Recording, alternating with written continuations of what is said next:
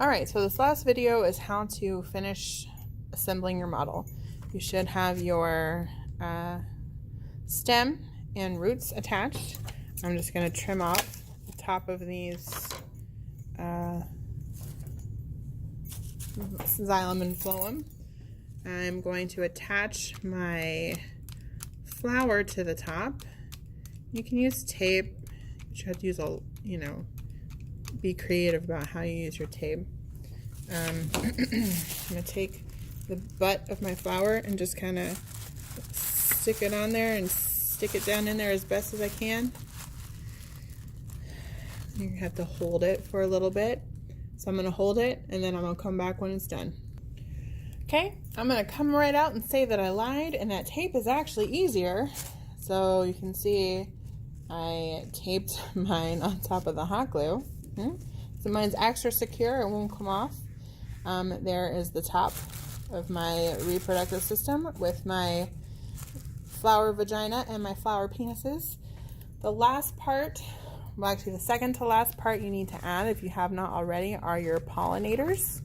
So I wanted to do both because I like both. So I'm going to add a butterfly, because butterflies are important. Ow, this is hot. And then I'm also going to add a bee.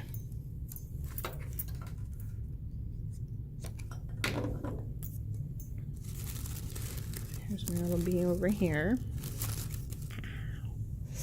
Be careful using hot glue, it's hot.